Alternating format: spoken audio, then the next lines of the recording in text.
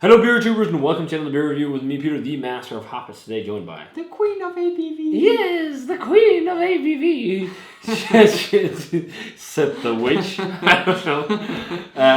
But we're sharing a beer today that Britt has been saving for me to try for so long. And I think is it 3 shares you brought it and we didn't crack it. I actually think I've been bringing this for quite 3 a or long 4 shit. times, which is a shame. But Yeah, now you've been like, no, I don't want to taste it. No, I've not said I don't want to taste it. I'm too cool to taste this. No, beer. I haven't said that. I've said, well, shouldn't we try that first? And then we tried that first, and then it was like, yeah, what's the point now? But we're finally cracking it, and I've never tried this beer, and this is apparently one of the best vintages. This is from Evil Twin and Lervig, or Lervig, and this is their big-ass Money Stout, number 2. Yeah. So the first one they did was looking a bit different than this, and they did this kind of gold label thing, and then finally in cans for the third batch. Yeah. With pizza and money. That's and the thing. I think that on one was brewed at Evil Twin, or like not at Evil Twin, but in the US. Well, this one is brewed. The thing is, Lervig has a canning line now too. So yeah, but I think this one is surely brewed in Norway at Lervig. Yeah. Well, whatevs. I don't know about the new one exactly, but this is a hyped Imperial Stout to some sort. It's 16%. And it's apparently been aged in aquavit barrels for 9 months. Yeah. According to YouTube people, or actually Mike according to Mike. Yeah, he I think he did a comment. It was a Massive's video. Yeah. But this beer is kind of, it's a fun idea. They made an Imperial Stout with frozen pizza and money. Yeah. And I think, was it something like they took something from America and something from Norway, and then money from the States and frozen pizza from Norway, because apparently Norway, which is like Norwegian, Scandinavian. Yeah. But the thing is, like, the weird thing is Norway is the country in the world that consumes the most amount of frozen pizzas, which is fucking random. That is really random. Throw in some frozen pizzas into the mash. But I think this was a bit of a fun thing, but also like a way to do just try and do a huge, massive Imperial Stout, because 16% is crazy big. And actually, this is a fucking phenomenal. Phenomenal. It's phenomenal. It's a phenomenal Imperial Stout. I've never had it. I've never had any of the iterations, so this will be my first time. And that's why I've saved it, because I've had this like 2 times before, and I thought, let's get to it. This guy needs to taste it. Yes. Well, thank you for that. No. Well, let's get to it. It looks great in the glass. It's thick. Yeah. It's thick. Yeah. It's rich. And it's actually 2.5 years old now. It's old. It's old as Money Stout. It's old as Money Stout, yeah. Is it worth anything now that it's old so. as money and not new money? I don't know. You need some new money hype in your life. So. Let's smell it. Well, first of all, it looks amazing. Yeah. Super thick, super dense. More oil. Let's check out the aroma. Oh, fuck. That is rich.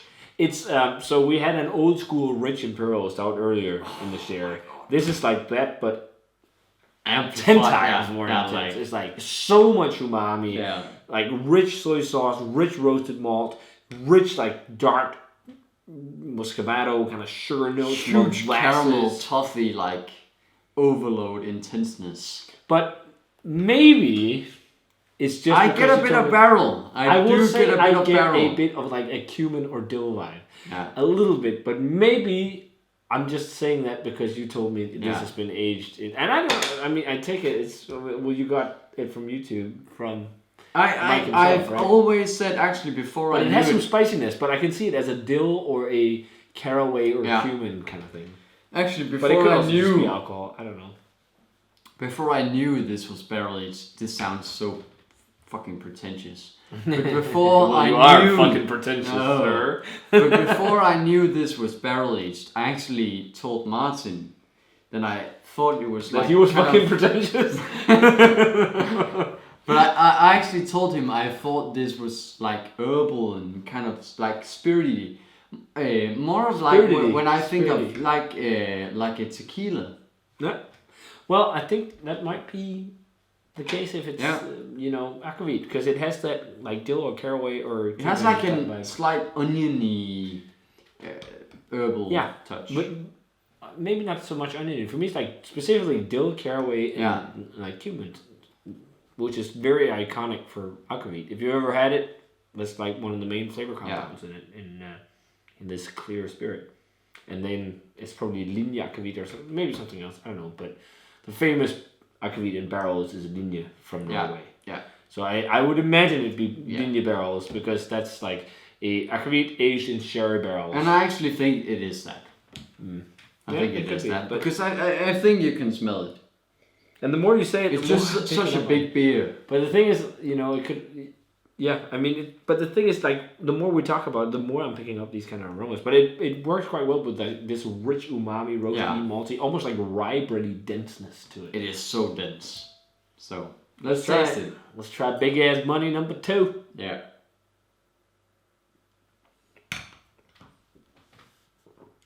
Wow, that's rich.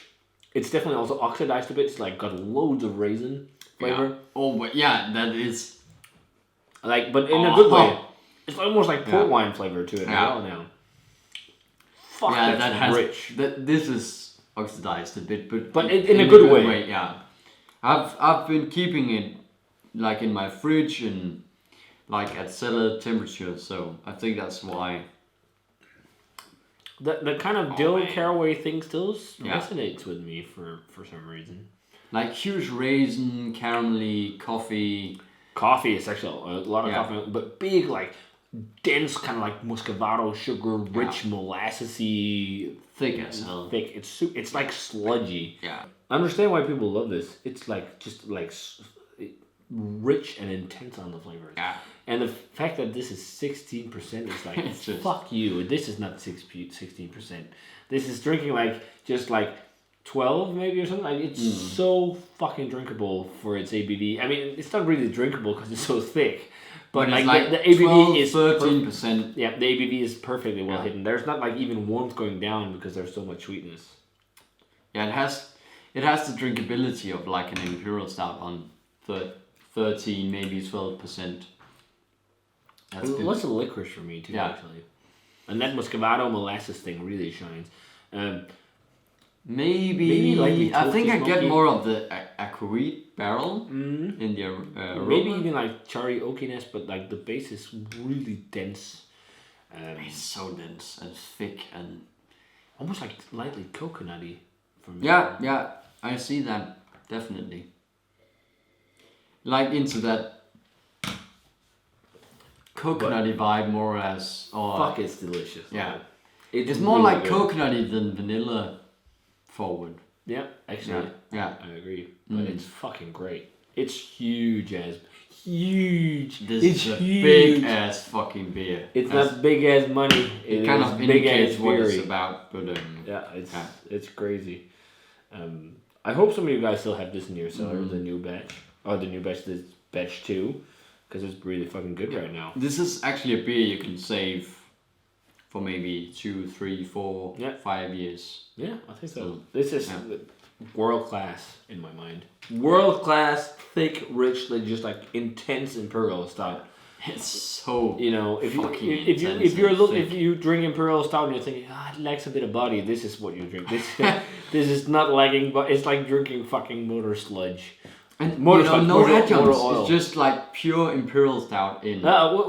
No. It's got pizza and money, and I definitely taste the pepperoni. It's got that spicy thing. Nope. Oh man. But otherwise, to me it tastes like a pure Imperial Stout. It does. Yeah, that's just with pizza and money. Brilliantly brewed. It's fucking great. Yeah. I'm thinking like 97. This is phenomenal. 96, 97. Yeah. It's delicioso. Yeah. So finally got around to trying Big Ass Money Stout, and the thing is, this has been on the shelves locally for so long. Yeah. And every time I've been to the local bottle shop, I didn't pick it up, and then all of a sudden I wanted to pick it up, and then it was gone. Yeah. And then this guy saved it, so that's good. He had a bottle to share. So thanks a ton for sharing, Brett. I'm happy to save it. So if you guys, you're happy to save it. Yeah, save it and share it with you. Thank you, dude. So if you guys had a chance to try Evil Twin and Lervig's Big Ass Money Stout number 2, let us know what you thought of it. Made with frozen pizza and money and aged for, 9 months in akkeviet barrels? Yeah. Nice stuff. So if you had a chance to try batch 2, let us know what you thought of it. What do you think of the most recent batch? Let us know. And as always, remember to comment, subscribe, check out the Facebook fan page and Twitter and Instagram. Give this video a thumbs up if you enjoyed it. We're going to say cheers. In thick, rich ass, big ass money, Aktiebryggeri Stout. And see you guys in another beer review with pizza and money. We should do the next one. Cheers. And Aktiebryggeri barrels in the background. No. It would be amazing doing a review of frozen pizza with money on the table and shots of Aktiebryggeri. Oh no. There you go.